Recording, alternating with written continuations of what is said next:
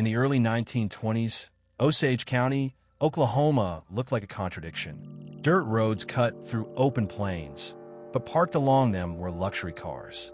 Mansions stood where farms were supposed to be.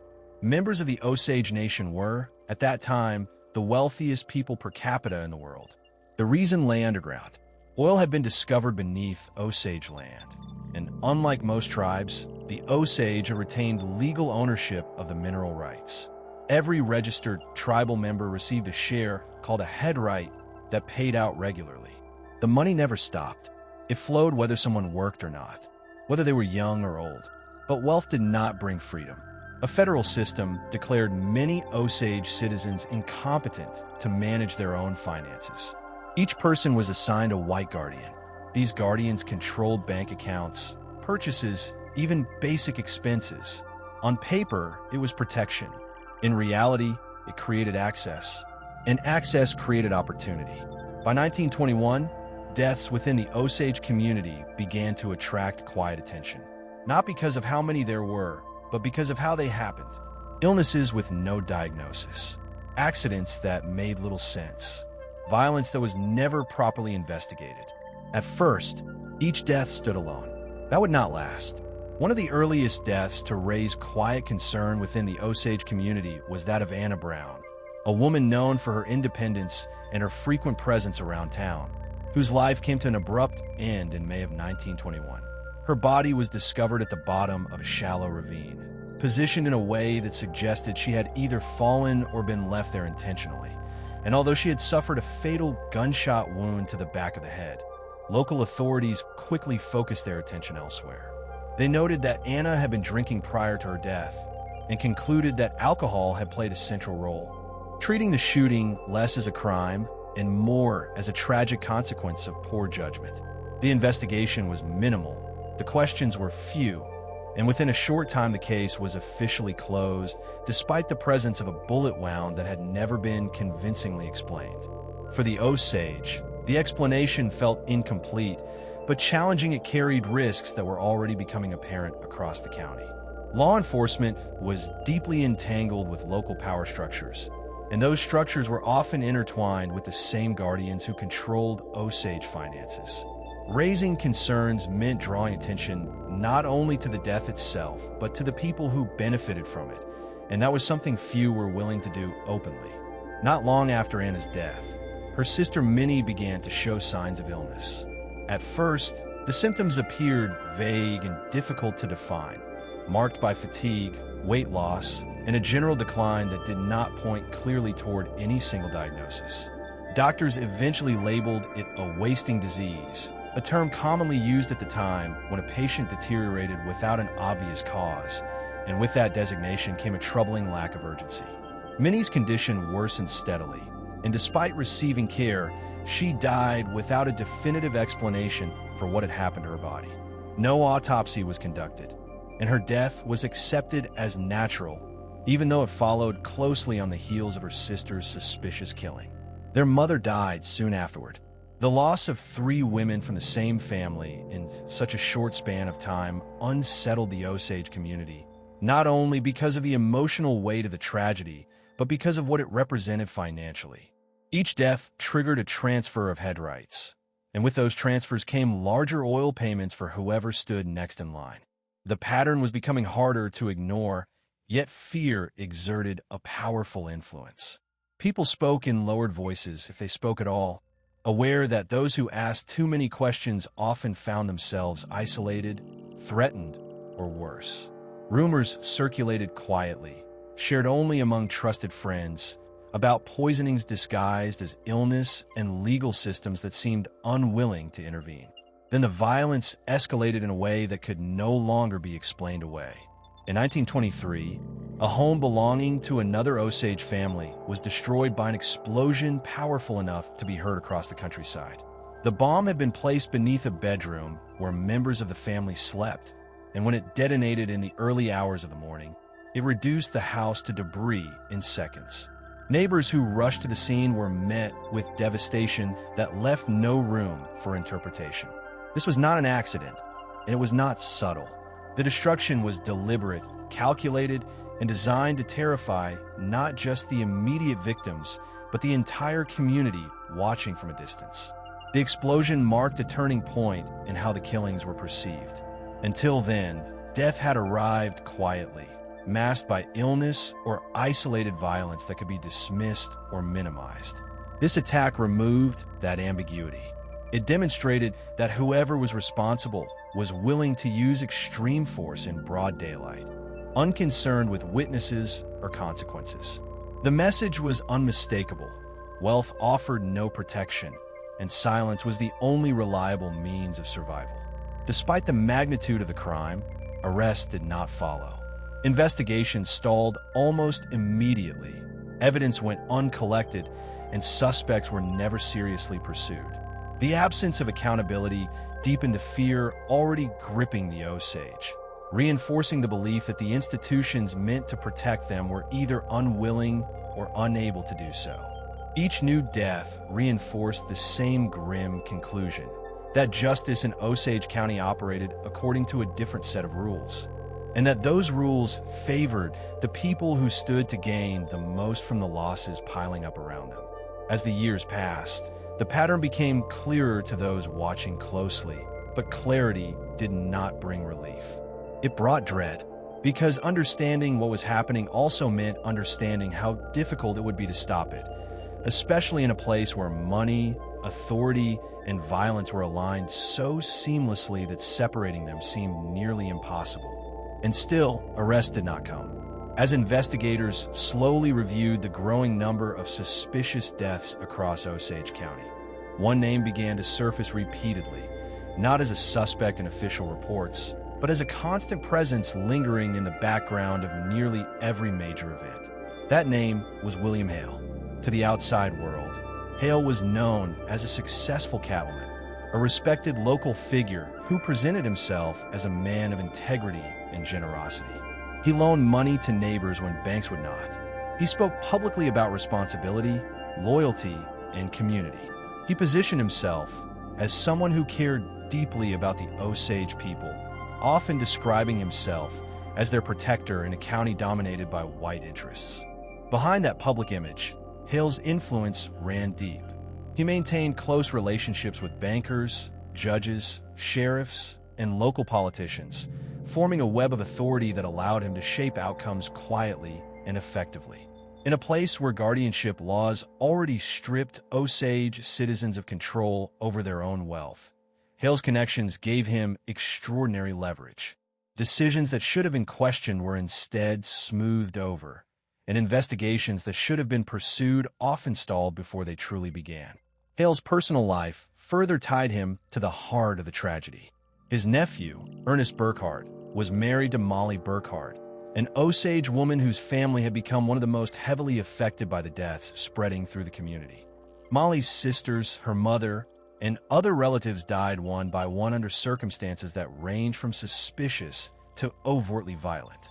With each death, Molly inherited additional head rights, increasing the oil income attached to her name. The pattern was unmistakable to those willing to look closely, but speaking openly about it remained dangerous. As the inheritance grew, Molly's own health began to deteriorate. She suffered from diabetes, a serious condition that required regular insulin injections to keep her alive. At the time, insulin was still a relatively new treatment, and patients depended heavily on those around them to administer it properly. Molly was under the constant care of her husband, Ernest, who controlled her medication and oversaw her daily routine. Over time, doctors observed that her condition was worsening rather than stabilizing, noting symptoms that were difficult to explain solely through diabetes. Despite these concerns, no meaningful intervention occurred, and Molly remained dependent on the same environment that was slowly failing her. Meanwhile, beyond the Burkhardt household, the danger extended to anyone who attempted to expose what was happening.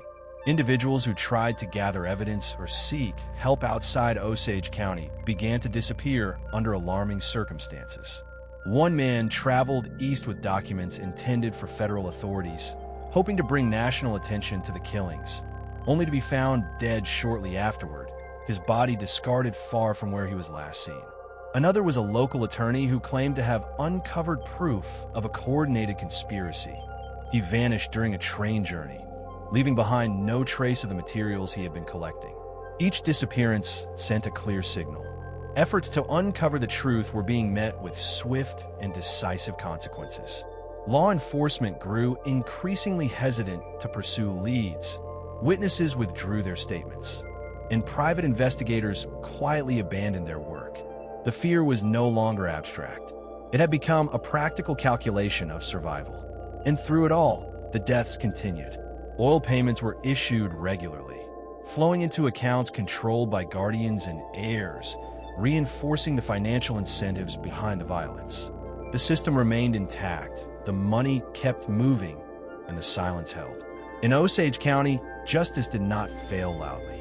It failed quietly, in a way that allowed the machinery behind the killings to keep operating without interruption. What finally disrupted the pattern was not a breakthrough by local law enforcement, but the arrival of attention from far outside Osage County. The scale of the deaths, combined with mounting pressure from tribal leaders and a handful of surviving family members, eventually forced federal authorities to act. When investigators from the Bureau of Investigation were assigned to the case, they were instructed to move carefully and without publicity.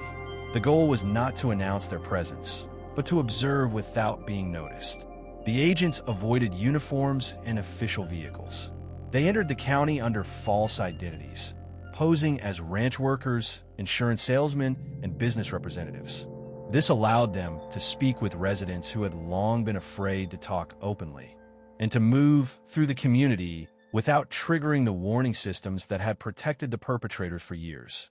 What they began to uncover was not a single murder or even a loose collection of crimes, but a coordinated structure designed to exploit the Osage legal system. At the center of that system was the concept of head rights. These shares in the oil wealth beneath Osage land could not be sold or transferred at will. They were legally protected from direct purchase. However, they could be inherited. When an Osage individual died, their head rights passed to a legal heir, often a spouse or guardian. In practice, this created a grim incentive. Death became a mechanism for wealth redistribution. As agents traced inheritance records alongside death certificates, the pattern sharpened.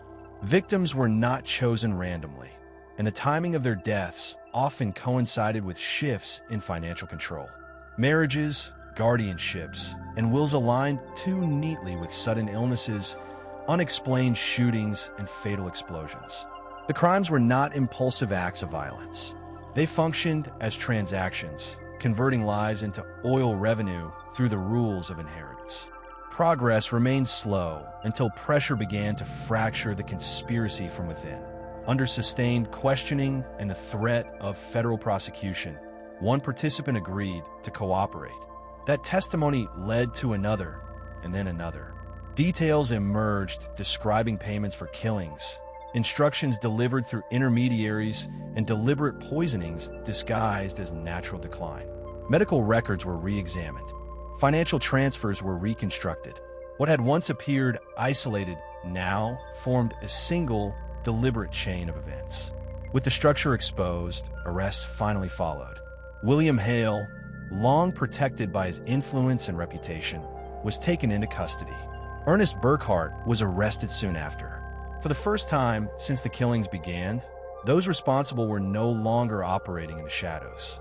The deaths that had once passed quietly through Osage County were now being examined in courtrooms and federal offices. The silence that had protected the system was breaking. The truth, withheld for years through fear and control, was finally being spoken aloud.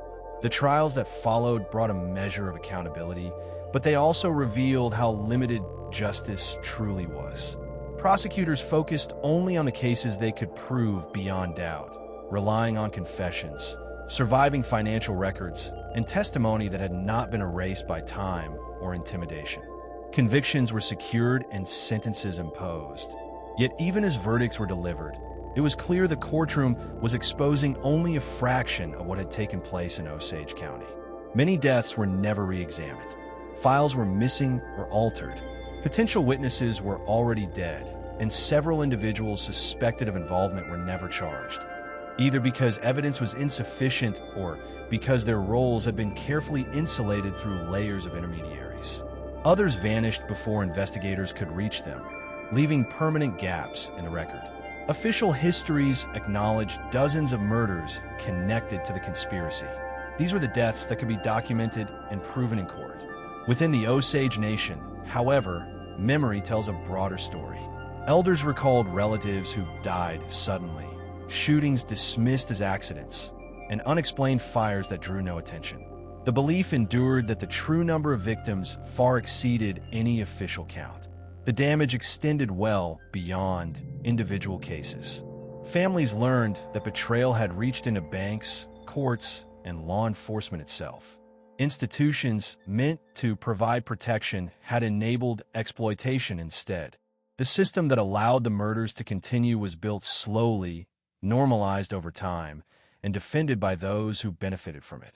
Oil still flows beneath Osage land, and head rights remain central to Osage wealth and identity. But prosperity carries a lasting memory. What once generated unimaginable fortune also marked people as targets, attracting those willing to destroy entire families for control. The murders were not driven by chaos or desperation. They followed patterns, exploited inheritance laws, and relied on silence enforced through fear. Violence was applied selectively, only when necessary, and concealed behind legality and respectability. It was not disorder that sustained the killings. It was structure. The trials closed chapters, but they did not restore what was taken. Families were not returned. Fear was not erased. What remained was confirmation of what the Osage had long understood. The deaths were intentional, methodical, and profitable for years before the truth was finally spoken aloud. The oil remains beneath the ground. The history remains above it, and the knowledge endures that justice arrived only after irreversible loss. In the early morning hours of August 29, 2000, police entered a quiet home on Kawaka Street in Palmerston North, New Zealand. Inside one bedroom lay Christine Lundy, a respected academic and mother. In another room was her 7-year-old daughter, Amber. Both had been killed while sleeping. There were no signs of forced entry, no broken doors or windows. The house appeared calm, almost untouched, as if the night had passed normally.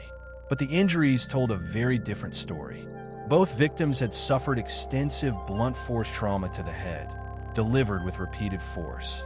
Investigators quickly concluded the attack was deliberate and personal. One detail immediately stood out. Christine's husband, Mark Lundy, was not in the house that night. Mark told police he had been staying in Pet 1, more than 100 kilometers away, on business related to his work as a motivational and religious speaker. He said he checked into a motel, made several phone calls, and slept through the night. According to him, he learned about the deaths only after returning home the next day. From the beginning, the case turned on a single question. Was that story true?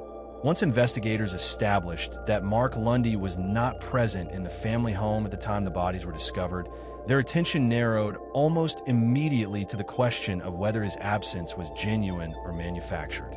Mark had told police that he spent the night in Pet 1, a coastal suburb near Wellington, where he was staying for work-related purposes, and that he had remained there until the following morning.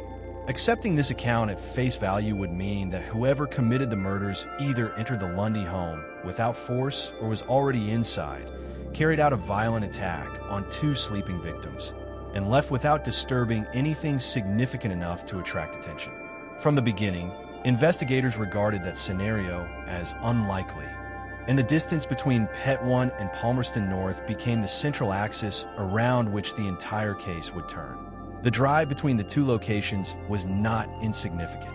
It required several hours of late-night travel along State Highway 1 and connecting roads, passing through long stretches of darkness, rural terrain, and areas with minimal traffic during the early morning hours. Police analysts calculated multiple possible routes, factoring in road conditions, speed limits, and the likelihood of encountering other drivers. Their conclusion was not that the journey was easy, but that it was possible. According to their reconstruction, A driver leaving Pet 1 late at night could reach Palmerston North, commit the murders within a confined time frame, and return before dawn without necessarily being observed by anyone who would later remember the encounter. To test that theory, investigators began reconstructing Mark Lundy's movements in meticulous detail. Phone records were examined to determine when calls were made and received, how long they lasted, and from which locations they originated. Motel staff were interviewed repeatedly about sightings, check-in times, and whether they recalled Mark entering or leaving during the night. Fuel receipts were analyzed to see if purchases aligned with the proposed timeline, and traffic patterns were reviewed to assess how plausible it would have been for a single driver to complete the journey without interruption. Every available data point was scrutinized, not in isolation, but as part of a larger sequence that prosecutors hoped would form a coherent narrative of movement and opportunity. The prosecution's position was that the timeline, while narrow, did not exclude Mark Lundy as a suspect. They argued that the absence of witnesses along the route did not prove he had not traveled it, only that the travel occurred at a time when few people were present to observe it. They emphasized that long-distance driving at night was not unusual, and that the lack of definitive sightings was consistent with the conditions rather than contradictory to the theory. The defense, by contrast, maintained that the timeline stretched plausibility to its limits and relied too heavily on assumptions rather than confirmed events, pointing out that no direct evidence placed Mark in Palmerston North during the critical window. As the logistical analysis unfolded, investigators also began examining the broader context of the Lundys' personal lives, searching for factors that might explain why such a crime would occur within a family that outwardly appeared stable. Christine Lundy was a senior academic working toward her doctorate, known among colleagues and students as disciplined, intelligent, and methodical. Her professional life demanded long hours and sustained focus, and there was no indication that she anticipated imminent danger or felt threatened within her own home. The absence of defensive wounds and signs of struggle suggested that both she and her daughter had been asleep at the time of the attack, reinforcing the idea that the perpetrator was someone familiar enough with the household to move through it without hesitation. Financial records revealed that the family was under strain. Mark Lundy's work as a motivational and religious speaker involved irregular income, and evidence presented at trial suggested that there were ongoing concerns about debts and financial commitments. Prosecutors argued that these pressures contributed to tension within the marriage and framed them as part of a deteriorating relationship dynamic. They did not present a single triggering event or argument that immediately preceded the killings, but rather suggested a gradual accumulation of stress that culminated in violence. The defense countered that financial strain was not uncommon and did not distinguish the Lundys from countless other families who experienced similar challenges without resorting to crime. Despite extensive investigation, certain elements remained conspicuously absent. There were no eyewitnesses who saw the attacker enter or leave the house. There was no confession from Mark Lundy or anyone else. The murder weapon was never recovered, and no definitive explanation was offered for how it was disposed of without detection. These gaps did not prevent the case from proceeding, but they shaped its character, transforming it into a prosecution built largely on inference, interpretation, and the alignment of circumstantial elements rather than direct proof. Ultimately, the case hinged on whether the jury believed that the sequence constructed by investigators was not only possible, but convincing beyond reasonable doubt. Each component of the prosecution's argument depended on the acceptance of the one before it, creating a chain that required careful handling. If any link was seen as too weak or speculative, the entire narrative risked collapse. It was this reliance on interpretation rather than unequivocal evidence that would later place the Mark Lundy case among the most debated criminal convictions in New Zealand's legal history. At its core, the prosecution asked the court to accept that a man could leave a motel late at night, drive for hours without being noticed, commit a brutal double homicide in his own home, return along the same route, and resume his routine without raising immediate suspicion. The defense asked whether such a scenario could truly be proven, or whether it remained a theory constructed to fit an outcome already assumed. Between those two positions lay the uncertainty that would define the case, not only during the trial itself, but for decades afterward. The most significant evidence presented against Mark Lundy did not come from eyewitness accounts, surveillance footage, or a recovered weapon, but from microscopic material discovered on his clothing during forensic examination. Investigators seized several items Mark had worn around the time of the murders, including a shirt that quickly became central to the prosecution's case. When this garment was analyzed in a laboratory, forensic scientists identified extremely small biological fragments embedded in the fabric, fragments that could not be seen without magnification and would have gone unnoticed under ordinary circumstances. According to the prosecution, these particles were human brain tissue. Expert witnesses testified that the fragments were consistent with neural material expelled during a violent head injury, and that their presence suggested close physical proximity to the victims at the moment of impact. The theory presented to the court was that during the attack, biological matter had been projected outward with enough force to transfer onto the attacker's clothing, and that these particles remained there when Mark Lundy later returned to his motel. The prosecution argued that this form of transfer was not only plausible, but indicative of direct involvement in the killings. This interpretation transformed the shirt into the cornerstone of the case. In the absence of witnesses, a confession, or a recovered weapon, the biological fragments provided a tangible link between Mark and the crime scene. Prosecutors emphasized that such material could not be easily explained by secondary contact or environmental contamination, asserting that it pointed toward intimate, close-range violence rather than incidental exposure. In their narrative, the shirt bridged the gap between a disputed timeline and physical presence, offering the jury something concrete in a case otherwise built largely on inference. The defense moved quickly to challenge this evidence, focusing not on the existence of the fragments themselves, but on the certainty with which they had been identified. Defense experts questioned the testing methods used to classify the material as brain tissue, arguing that the techniques employed were not designed to make definitive conclusions at such a microscopic level. They warned that the fragments were too small to be conclusively identified as human brain matter, and that similar biological material could originate from a variety of non-neural sources. Concerns were also raised about contamination and interpretation. The defense argued that the handling of the clothing, the conditions under which it was stored, and the subjective nature of microscopic analysis introduced the possibility of error. Independent experts testified that the science presented by the prosecution went beyond what could be stated with certainty, cautioning that the conclusions relied heavily on probability rather than definitive identification. According to these experts, while the material might be consistent with brain tissue, consistency did not equate to proof, particularly when alternative explanations had not been fully excluded. The courtroom became a battleground of scientific interpretation. Jurors were asked to weigh competing expert opinions, each grounded in technical language that was difficult to fully grasp without specialized knowledge. The prosecution framed the evidence as rare and compelling, while the defense described it as overstated and unreliable. In the end, the jury accepted the prosecution's explanation, concluding that the presence of the biological material supported the theory that Mark Lundy had been present during the attack. In 2002, Mark Lundy was convicted of murdering his wife, Christine, and his daughter, Amber, and was sentenced to life imprisonment.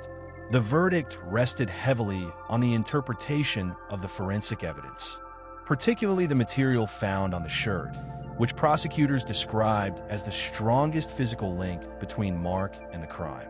However, the conviction did not bring closure. Questions about the reliability of the forensic analysis, the plausibility of the timeline, and the absence of direct evidence continued to follow the case long after the trial ended. Appeals were filed, expert opinions were revisited, and the scientific foundations of the original testimony were subjected to renewed scrutiny. What had once been presented as decisive proof became the focus of ongoing debate, ensuring that the case would remain unresolved in the public mind even after a guilty verdict had been delivered. The story, rather than concluding with the sentence, entered a new phase defined by uncertainty, reassessment, and a growing divide between legal outcome and lingering doubt. The case did not settle into history after the initial conviction. Instead, it evolved into one of the most debated and closely examined criminal cases in New Zealand's modern legal system. As years passed, advances in forensic science and growing scrutiny of expert testimony prompted renewed attention to the evidence that had secured the verdict.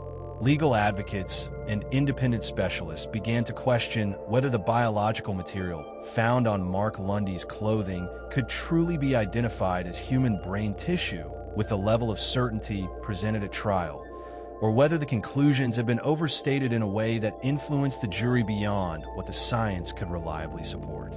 These concerns formed the foundation of a prolonged appeals process that moved beyond New Zealand's courts.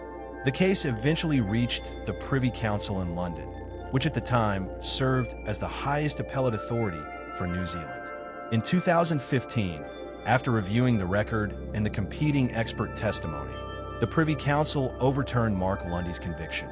The ruling emphasized serious problems with how the forensic evidence had been presented to the jury, particularly the degree of certainty claimed by prosecution experts regarding the microscopic material.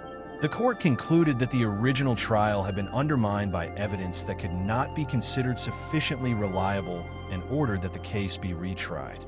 The decision reopened wounds that had never fully healed. After more than a decade in prison, Mark Lundy was released pending a new trial, and the case returned to public view under intense scrutiny. For many observers, the retrial represented an opportunity to reassess the evidence with the benefit of updated scientific understanding. For others, it reopened questions that had already caused years of division and debate. At the retrial, prosecutors adjusted portions of their original timeline, refining their interpretation of Mark's movements on the night of the killings while maintaining the same central theory of the case. They again argued that it was possible for him to have traveled from his motel in Petone to the family home in Palmerston North, carried out the attack, and returned without being detected.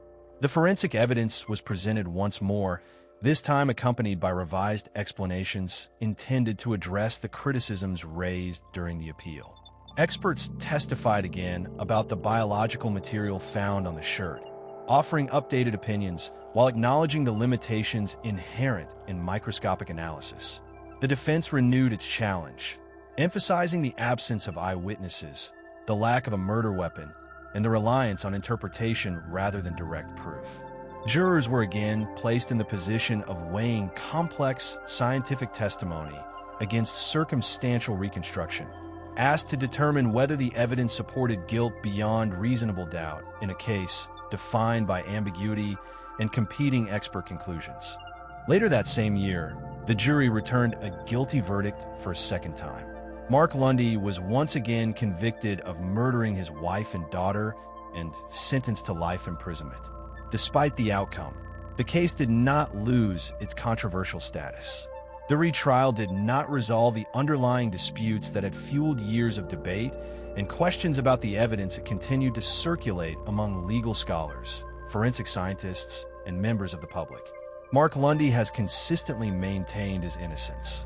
His conviction stands, but the case remains emblematic of the challenges posed by circumstantial evidence, evolving forensic science, and the difficulty of reaching certainty in crimes where interpretation carries as much weight as fact.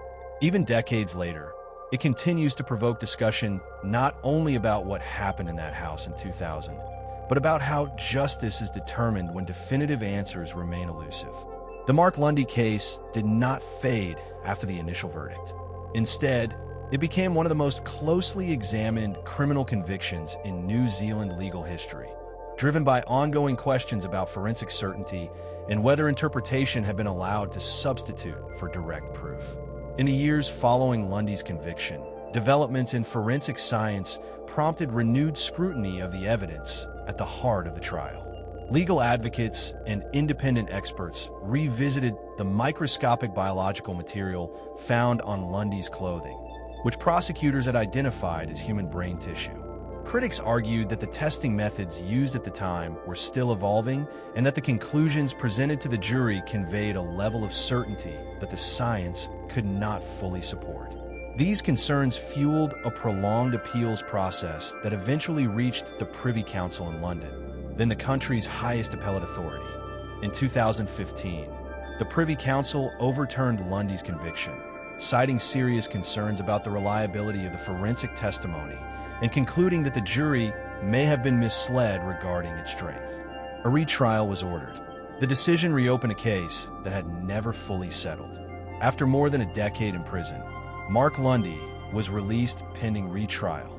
The killings of Christine and Amber Lundy once again became the subject of national debate, highlighting the broader implications of establishing guilt through circumstantial evidence. At the retrial, prosecutors maintained their core theory while revising the original timeline. They argued that Lundy could have driven overnight from his motel in Pet 1 to the family home in Palmerston North, committed the murders, and returned unnoticed. This window remained incredibly narrow, requiring hours of high-speed driving, but the prosecution maintained its feasibility based on reconstructed movements. The forensic evidence was presented again, accompanied by updated explanations. Expert witnesses testified that the microscopic material on Lundy's shirt was consistent with brain tissue, explaining how it could be transferred during close contact violence. The defense countered that the material could not be conclusively identified as human and pointed to the absence of a murder weapon, eyewitnesses, or a confession. They maintained that the case rested on interpretation rather than definitive proof. Once again, a jury was asked to weigh expert testimony against a tightly constructed circumstantial narrative. Later that year, the jury returned a guilty verdict. Mark Lundy was convicted a second time and sentenced to life imprisonment. While the verdict brought legal finality, the debate persists. The case remains a touchstone for discussions regarding forensic reliability and the risks of overstating scientific conclusions. Mark Lundy continues to maintain his innocence, and with no recovered weapon or direct proof, the case exists in the narrow space between certainty and doubt, shaped by how evidence is interpreted when definitive answers remain out of reach.